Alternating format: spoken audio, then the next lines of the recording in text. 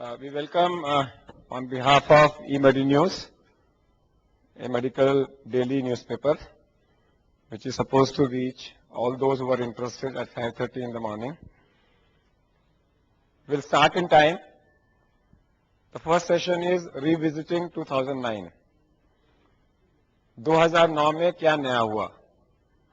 What are the lessons we have learned for 2009? And then till 6 p.m. we will have a tight program where there will be lectures on practically every specialty. And in the evening we will have a cultural evening followed by masti, dance, dinner, whatever we want to call it as.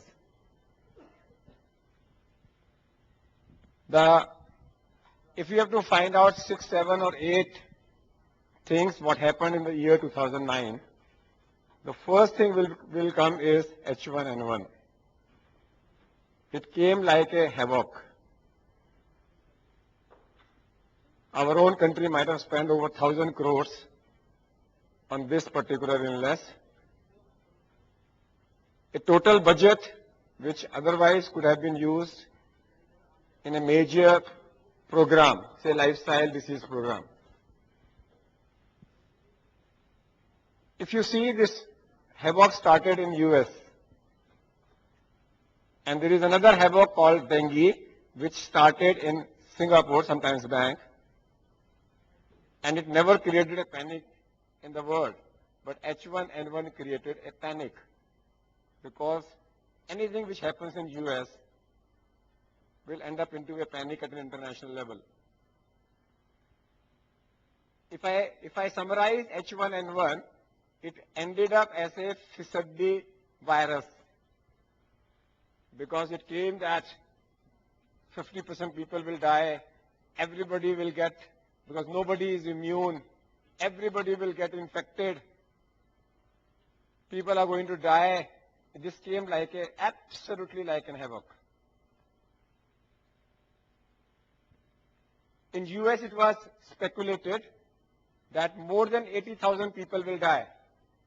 Normally, with a normal seasonal flu, only 30,000 people die. And in US, it has ended up in less than 20,000 deaths, less than normal seasonal flu. If somebody has to give a bhavishyavani, then somebody should say seasonal flu should go away and swine flu should persist.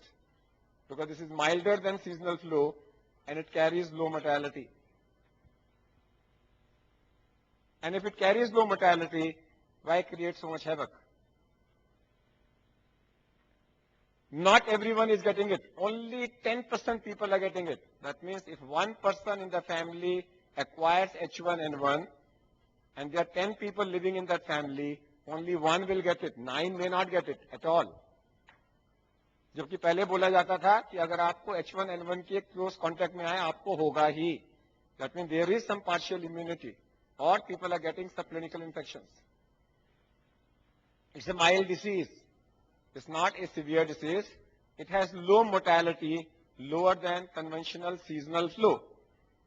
Simple mask is as effective. They came and havoc. H1N1, N95 mask खरीदिए. N95 mask 30 रुपए का बाजार में 200 रुपए का आ गया. So simple mask is as effective as N95 mask. There are defined treatment guidelines. Unless patient is having respiratory distress or pneumonia, don't admit. No testing is required. Treat them like a normal seasonal flu. One good thing happened was Tamiflu was introduced in India, which was not available. It will be good for seasonal influenza also.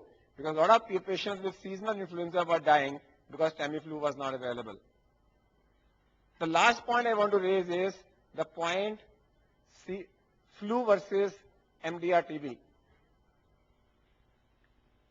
Can anybody sitting here tell me what is the difference between MDR-TB and flu in terms of spreading of infection? Anybody? Yes. The size of the flu droplet is bigger. The virus is heavier. अगर आप खांसी करोगे virus जमीन में जाके बैठ जाएगा. So therefore, it cannot spread the disease. MDR tuberculosis bacteria, the size of the virus is smaller. The size of the virus is smaller. The particle is lighter. The particle is lighter. What will happen? It will persist in the air. If it will persist in the air, transmission will be much more. The transmission will be much more.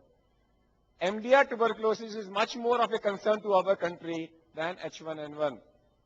But MDR has not become a havoc because it is not happening in US.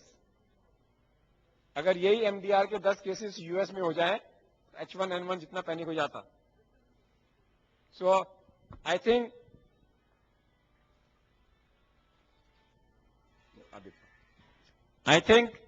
all of us as doctors, we need to understand that we need to understand spread of infection, MDR, much more than H1N1. I was reading a study yesterday, and they said, if you want to travel, and H1N1 fits into that, if the flight is less than 4 hours, and if you're sitting in a first class cabin, your chances of getting H1N1 are practically nil. But if your flight is more than 4 hours, then anybody will be, chances of getting infection will be higher. In business class, it will be in between economy class and the first class. What is the difference? The difference of 3 feet. Wherever you are sitting, if the distance between two people is more than 3 feet, the chances of transmission will be lower. And that's what happens in the first class cabin of plane or the newer cinema halls, where the seats are at a distance. If the distance is more than 3 feet, you are not going to get H1N1. The second disease which came like in havoc was dengue hemorrhagic fever this year. Dengue hemorrhagic fever this year. It came with hepatopathy. Everybody developed subclinical hepatopathy. Raised SGOT, SGPT, SGOT more than SGPT, normal bilirubin.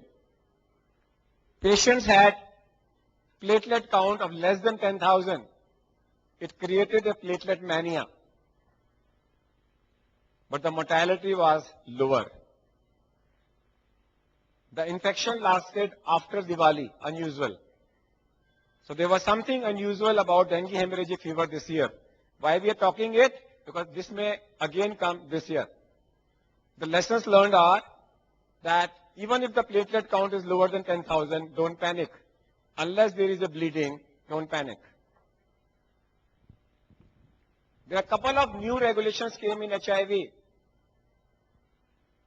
in the year 2009. The new guideline said, earlier it was thought, when the CD4 count drops to lower than 200, starts ART. They have revised the guidelines, and now they are saying, if the CD4 count is lower than 350, starts ART. This is a new change in the year 2009, new guideline. 2 weeks back, a new regulation has come from Medical Council of India. Are you all aware of that? The new ethics, the new code of conduct has been published by Medical Council of India, and that is regarding doctor-pharma relationship. Doctors cannot accept gifts. They cannot